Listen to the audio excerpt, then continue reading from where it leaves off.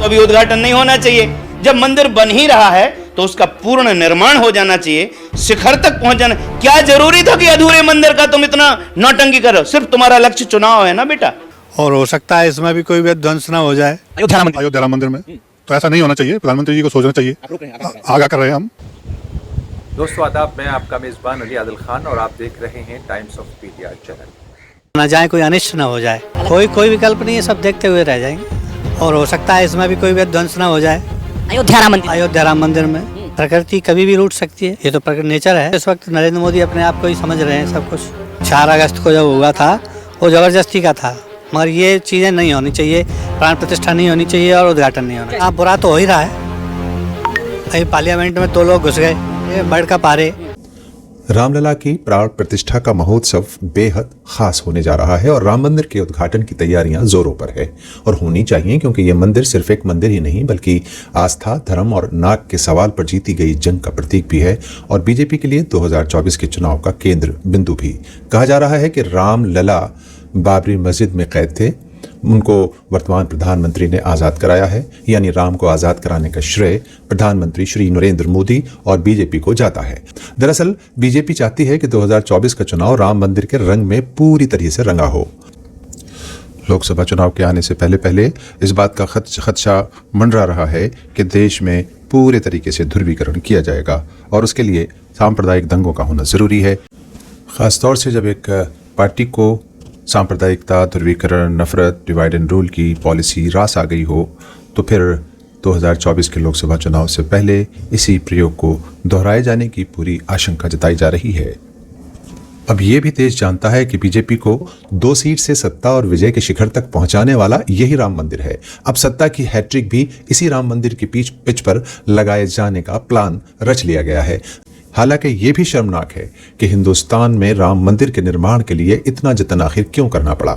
चुपचाप राम का मंदिर बन जाना चाहिए था, जैसे और बहुत से बड़े बड़े मंदिर बना दिए गए हैं। लेकिन राम मंदिर खामोशी से बन जाता तो बीजेपी का सत्ता का सपना कैसे पूरा होता।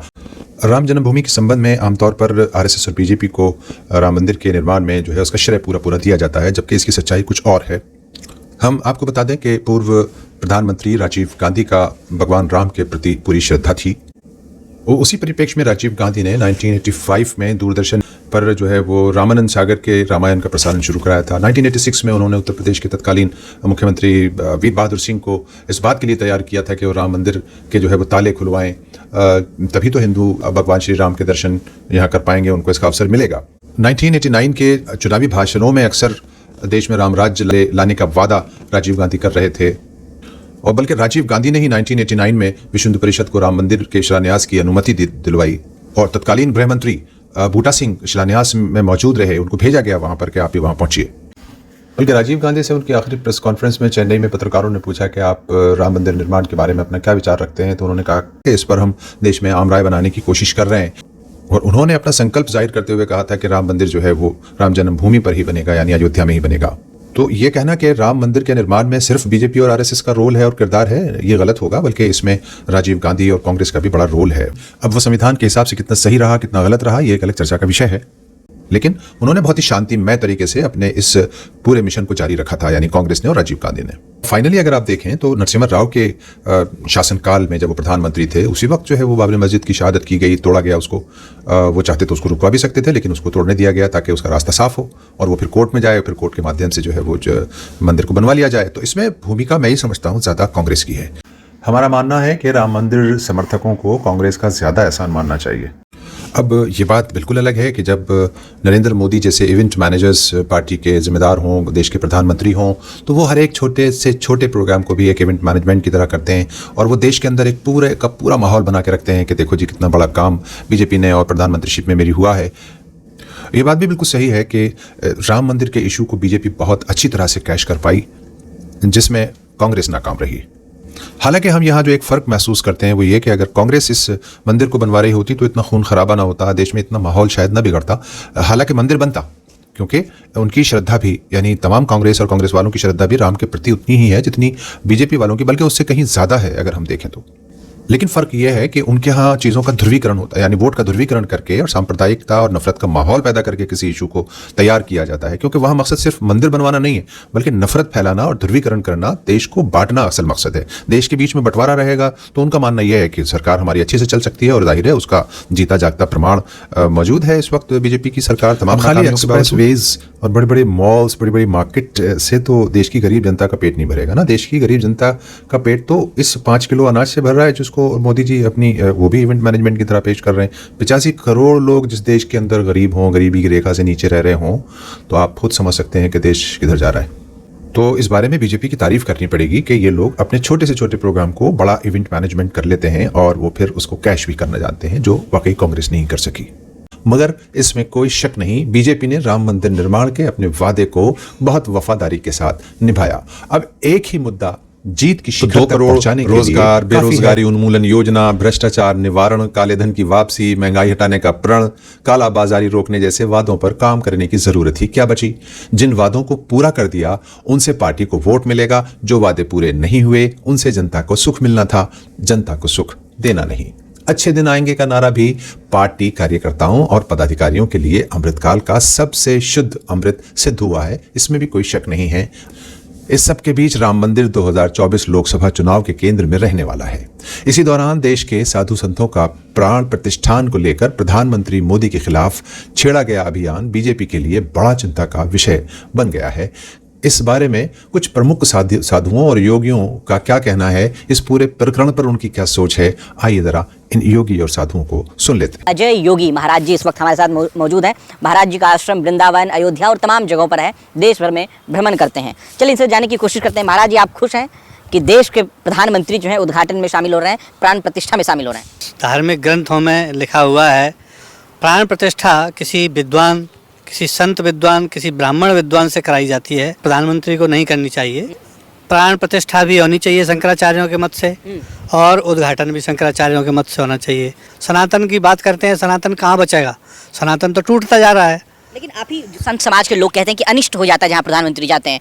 जैसे पार्लियामेंट में देखिए, अभी उद्घाटन उन्होंने किया तो अभी हमले की भी खबर आ रही है। टूर्नामेंट में फाइनल मैच देखने गए तो वहाँ हार गए। तो आपको लगता है ऐसा? आप ही संत लोगों ने कहा है। बुरा तो हो ही रहा है, और हो सकता है इसमें भी कोई विध्वंस ना हो जाए, और हो सकता है इसमें भी कोई विध्वंस न हो जाए। अयोध्या राम मंदिर में तो ऐसा नहीं होना चाहिए। प्रधानमंत्री जी को सोचना चाहिए। आप रोक रहे हैं, आगाह कर रहे हैं हम। जिस दिन भूमि पूजन हुई थी वो मुहूर्त भी नहीं था, आपको ध्यान हो तो जबरदस्ती मुहूर्त करा दिया था मोदी जी ने। 4 अगस्त को जब हुआ था वो जबरदस्ती का था। क्या प्राण प्रतिष्ठा या उद्घाटन ऐसे लोग करेंगे जिनकी पत्नी है, या पूजा आम भाषा में कहा जाता है कि जिनकी वाइफ हो, साथ रह के पूजा की जाती है? भूमि पूजन में 4 अगस्त को तो अकेले ही सब काम कराए। इस पर क्या आपकी राय है? इस पर राय ये है कि अब सनातन पद्धति के अनुसार प्राण प्रतिष्ठा राजा महाराजा करते थे, तो उनकी धर्म पत्नियां उनके साथ आती थी। दोनों साथ में, पति पत्नी दोनों साथ में आते थे। ठीक है। और तभी प्राण प्रतिष्ठा वो संपन्न होती थी जबकि पति पत्नी होते हैं। यज्ञ हमारे यहाँ छोटा सा यज्ञ होता है, उसमें पति पत्नी आते हैं, और उसमें प्रधानमंत्री अकेले कर रहे हैं। विश्व का सबसे बड़ा मंदिर बना है, विश्व का सबसे महंगा मंदिर बना है। प्रधानमंत्री जी से फिर भी मैं बार बार निवेदन करूंगा कि वहाँ न जाए, कोई अनिष्ट न हो जाए। धर्म के मामले में तो इस वक्त नरेंद्र मोदी अपने आप को ही समझ रहे हैं सब कुछ। गलत है ये? बिल्कुल गलत है। राय क्या है आपकी? क्या इस पे राय होनी चाहिए? हमारी राय तो ये है कि न जाए वो। योगी जी उद्घाटन क्यों नहीं कर रहे हैं? योगी जी को करने दें। जब होने की कोई आशंका है? हो सकता है, प्रकृति कभी भी रूठ सकती है। भी ग्रह नक्षत्र भी खराब हैं, खराब हो सकते हैं और खराब हैं। हाँ, अनहोनी हो सकती है। चैलेंज करता हूं कि औकात हो तो मुझे 2024 के इलेक्शन के पहले निपटा देना। मैं मरने के लिए तैयार हूं, क्योंकि ना जायते मृत्य व कदाचन मुझे पता है। 15-15 करोड़ रुपए दिए हैं इसी पाखंडी पापी ने स्लॉटर हाउसों को, जहां गाय को यूं फेंक दो, डिब्बे में पैक होके गाय का मांस चला जाता है, हड्डी। बहुत होशियार हो, तुम्ही ने खाया है अनाज और बाकी सब धूल खा रहे हैं ना। वाह बेटा वाह। तो अभी उद्घाटन नहीं होना चाहिए। जब मंदिर बन ही रहा है तो उसका पूर्ण निर्माण हो जाना चाहिए, शिखर तक पहुंच जाना। क्या जरूरी था कि अधूरे मंदिर का तुम इतना नौटंकी करो? सिर्फ तुम्हारा लक्ष्य चुनाव है ना बेटा। कितने बार कह दिया इस पाखंडी मोदी से संतों ने कि अरे पाखंडी मोदी, अरे तेरी बुद्धि कितनी भ्रष्ट हो चुकी है। इतना बड़ा तू पाखंड कर रहा है भाई, देश का प्रधानमंत्री है, प्रथम सेवक है, चौकीदार है, तो क्यों नहीं सुनता मेरे भाई हाथ जोड़ के विनती? तो हम ये गली कूचे के ये दो कौड़ी के चुरकुट, ये चुरकुट हैं जो हमारे आज पूरे भारतवर्ष को ही नहीं इस देश के चरित्र को कलंकित कर रहे हैं। अब इस पूरे प्रकरण में साधु संतों, योगियों का और लोगों का, अपोजिशन का, विपक्ष का, पॉलिटिकल पार्टीज का जो भी मानना हो, लेकिन हमारा मानना यह भी है कि है राम के वजूद पे हिंदुस्तां को नाज, अहले नजर समझते हैं उसको इमाम हिंद। दोस्तों, आपको वीडियो पसंद आई हो तो लाइक शेयर करने के बाद चैनल को सब्सक्राइब करने की मेहरबानी फरमाएं। शुक्रिया। जय हिंद।